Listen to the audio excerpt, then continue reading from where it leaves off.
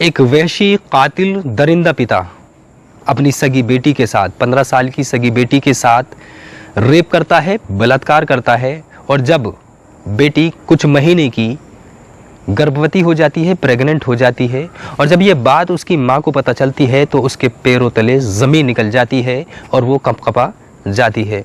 फिर जिसके बाद ये दरिंदा हैवान पिता अपनी 15 साल की बेटी के ख़िलाफ़ ऐसी खौफनाक साजिश रचता है जिससे बेटी की मौत हो जाती है। आज की शर्मसार कर देने वाली और इंसानियत को शर्मसार कर देने वाली, रिश्तों को शर्मसार कर देने वाली और हैवानियत भरी घटना को सुनने के बाद यकीनन आपके रोंगटे खड़े हो जाएंगे। नमस्कार, आदाब, सत्य श्री अकाल में हूँ आपके साथ याह्या खान सोज़।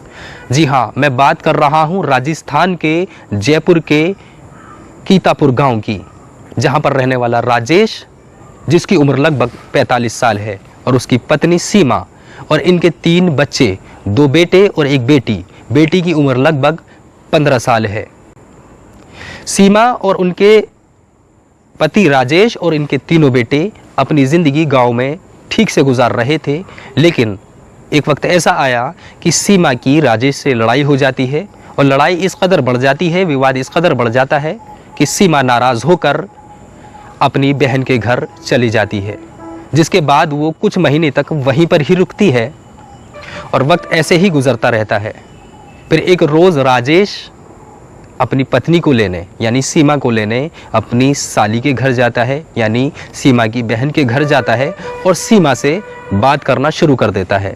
और सीमा से कहता है कि सीमा, तुम्हारी और मेरी लड़ाई मुख्तसर लड़ाई है, ये ख़त्म हो जानी चाहिए, लिहाजा अब मैं तुम्हें लेने के लिए आया हूँ, सारी नाराज़गी ख़त्म करो और मेरे साथ घर चलो।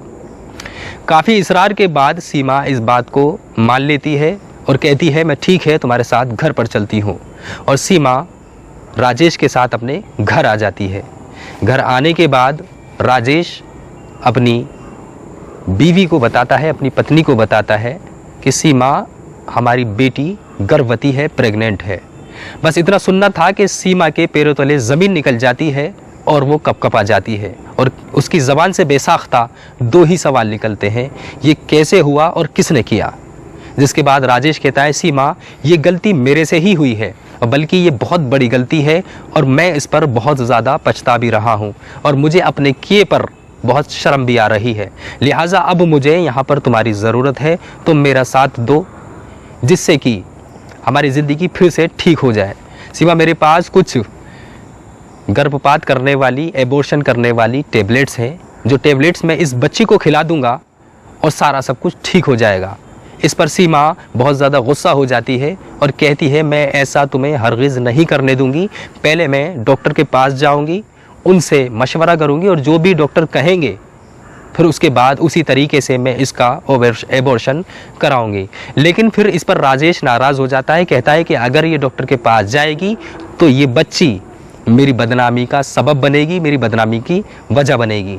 और ज़बरदस्ती राजेश कहता है कि मैं इसको ये एबॉर्शन किट यानी टेबलेट्स जो है, मैं इसको ज़रूर खिलाऊंगा, और ज़बरदस्ती उसे खिलाने की कोशिश करने लगता है। सीमा इसको बहुत रोकने का प्रयास करती है, लेकिन ये ज़बरन उस बच्ची के मुंह में वो टेबलेट्स डाल देता है।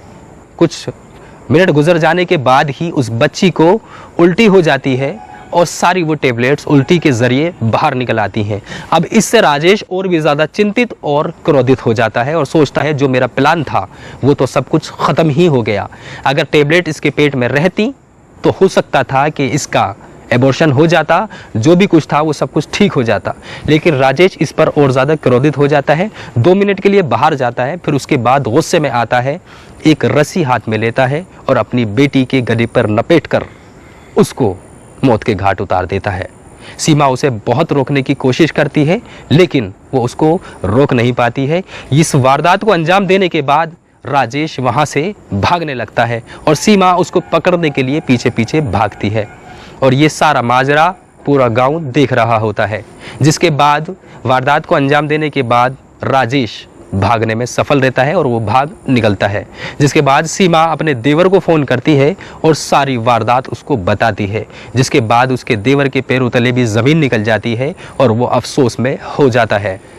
फिर इसके बाद सीमा पुलिस स्टेशन जाती है और अपने पति के ख़िलाफ़ रिपोर्ट दर्ज करा देती है और कहती है सारा मामला पुलिस को बता देती है। पुलिस मौके पर पहुंचती है और बच्ची के शव को बरामद कर लेती है और पोस्टमार्टम के लिए भेज देती है, जिसमें सीमा यह भी बताती है कि मेरी बच्ची के साथ कई महीने से लगातार ये सब हो रहा था और बच्ची को उसने धमकी दे दी थी, यदि तुम किसी को बताओगी तो मैं तुम्हें जान से मार दूंगा, मैं तुम्हारी हत्या कर दूंगा।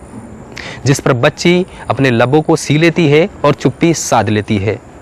दोस्तों, फिलहाल पुलिस आरोपी को गिरफ्तार करने में पूरी तरह प्रयास कर रही है और उसे पुलिस का दावा है कि जल्द पकड़ लिया भी जाएगा और उसको सख्त से सख्त सज़ा भी दी जाएगी। लेकिन दोस्तों, आप हमें कमेंट सेक्शन में कमेंट कर ज़रूर बताएं कि ऐसे जो लोग रिश्तों को शर्मसार करते हैं, एक खूबसूरत रिश्ते को कलंकित करते हैं, ऐसे पिता पर आप क्या कहना चाहते हैं और इसके लिए कैसी सज़ा होनी चाहिए।